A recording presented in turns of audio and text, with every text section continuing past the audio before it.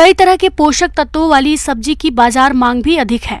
इसे बड़े बड़े मॉल्स और बाजारों में बेचा जाता है। इसके अलावा होटलों में इसकी सब्जी को बड़े चाव से खाया जाता है। तो आप इसकी रोपाई करते समय कौन कौन सी बातों का ध्यान रखें, इसकी जानकारी के लिए मिलते हैं डॉक्टर अब्दुल माजिद अंसारी से।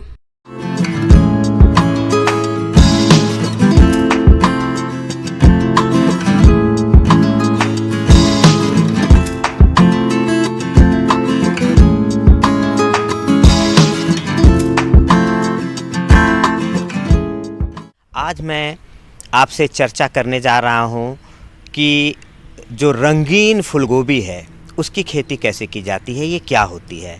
किसान भाइयों, मैं सबसे पहले ये बताना चाहूँगा कि ये रंगीन फूलगोभी एक्चुअली में फूलगोभी ही है। फ़र्क सिर्फ इतना है कि ये या तो हरे रंग का होता है या बैंगनी रंग का होता है या फिर नारंगी रंग का होता है या गोल्डन कलर हम कह सकते हैं। ये 3 कलर का होता है। आमतौर पर क्रीम कलर का या फिर सफ़ेद रंग का फूलगोभी होता है। लेकिन इसकी खेती अगर आप करना चाहते हैं तो आप सफलतापूर्वक इसकी खेती कर सकते हैं। ये रंगीन फूलगोभी की खेती करने का सारा विधि, सारा तरीका वही है जो फूलगोभी का है। लेकिन एक फ़र्क है किसान भाइयों, और वो ये है कि इसकी खेती आप मुख्य सीजन में ही कर सकेंगे। रंगीन फूल गोभी की खेती क्यों सुनकर ही आप चौंक गए ना?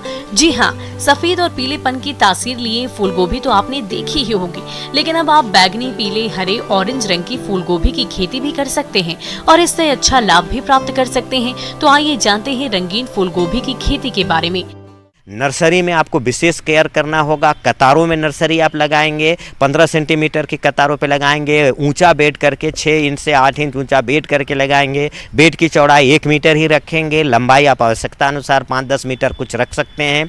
और पौधे से जो बीज गिराएंगे सावधानी से गिराएंगे। 2-2 इंच की दूरी पे एक बीज गिरनी चाहिए, इसका ध्यान रखेंगे। क्योंकि अगर घना बीज गिराएंगे तो फिर पौधे लेंकी हो जाएंगे, बहुत अच्छे नहीं होंगे। साथ ही साथ मैं आपको ये भी बताते चलूँ, अगर आप बलुआही दोमट किस्म की मिट्टी में कर रहे हैं, मिट्टी में अम्लीयता है, तो वैसे केस में आपको 3 से 5 क्विंटल प्रति हेक्टेयर की दर से चूना या डोलोमाइट का प्रयोग करना होगा।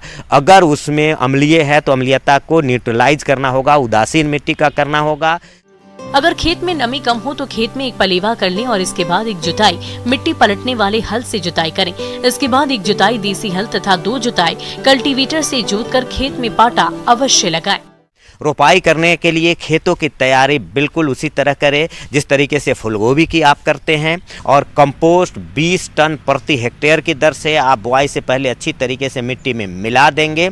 उसके अलावे नाइट्रोजन की मात्रा 80 से 100 केजी प्रति हेक्टेयर, फास्फोरस और पोटास की मात्रा 60 किलोग्राम प्रति हेक्टेयर की दर से देनी होगी।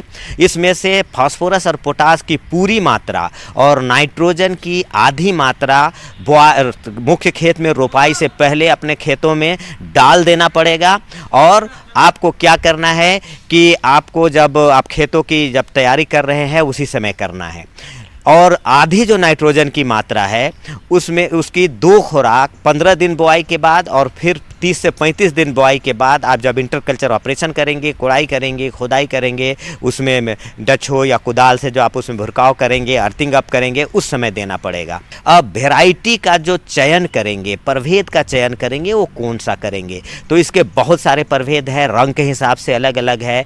जैसे प्रमुख वेराइटी जो पूरे दुनिया के बाज़ारों में है उसमें रोमानेस्को वेराइटी है, ओरडा है, अलवर्दा है, ग्रीन गॉडेस है, वेरोनिका है, मिनरेट है, ऑरेंज बुके है। ऑरेंज बुके नाम से ही पता चल रहा है कि ये ऑरेंज कलर का है, गोल्डन कलर का है। ये रोमानेस्को है, ये एक्चुअली में ब्रोकली और फूलगोभी का क्रॉस करके बनाया गया है हाइब्रिड, तो ये ग्रीन कलर का होगा, जाहिर सी बात है। ग्रीन गॉडेस है, ये ग्रीन कलर का होगा। इसके अलावा पर्पल केप, जो पर्पल एकदम बैंगनी की तरह पर्पल कलर का आएगा, बैंगनी का एकदम बैगन का जो रंग बैंगनी होता है ना, वायलेट, वो आएगा। ग्राफिटी करके वैरायटी है, सिसिलियन वायलेट है, वायलेट क्वीन है। तो ये सब प्रभेद को आप ला के आप अपने खेतों में इसकी नर्सरी बुआई करें और लगा सकते हैं। पौधों के खेत में प्रतिरोपण करने के पहले 1 ग्राम स्टेट्रोसाइक्लिन को 10 लीटर पानी में घोलकर 30 मिनट तक डुबाकर उपचारित कर लें। उपचारित करने के बाद पौधे को खेत में लगाएं। और फूलगोभी के जिस तरीके से कतारों में लगाते हैं, 60 सेंटीमीटर कतार से कतार की दूरी, पौधे से पौधे की दूरी 45 सेंटीमीटर रखेंगे और कंपोस्ट 20 टन प्रति हेक्टेयर की दर से आप बुआई से पहले अच्छी तरीके से मिट्टी में मिला देंगे। रंगीन फूलगोभी में कई तरह के विटामिन और एंटीऑक्सीडेंट पाए जाते हैं। इसका उपयोग करने से हमारे शरीर में रोगों से लड़ने की क्षमता बढ़ती है और इसमें मौजूद विटामिन की बात करें तो विटामिन ए मौजूद एंटीऑक्सीडेंट का उत्तम स्रोत है। इसके अलावा और पाचन तंत्र को दुरुस्त रखने में सहायक, इम्यूनिटी सिस्टम को मजबूत बनाने में सहायक है।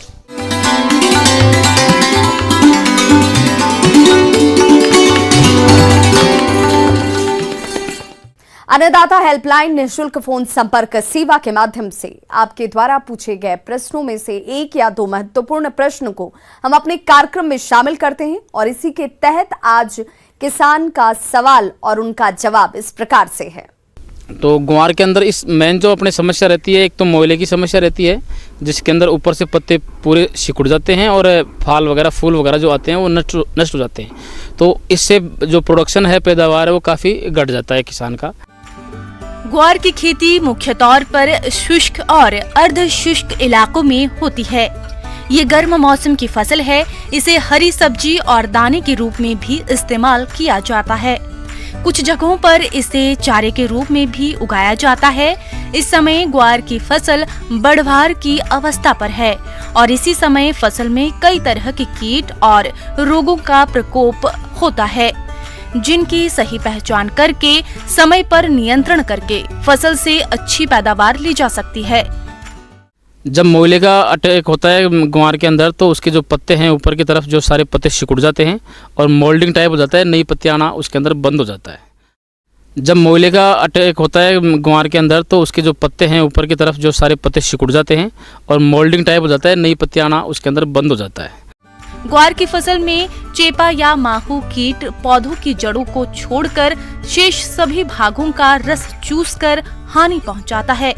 ग्रसित पत्तियां मुड़ जाती हैं और पौधे कमजोर और रोगी दिखाई देते हैं।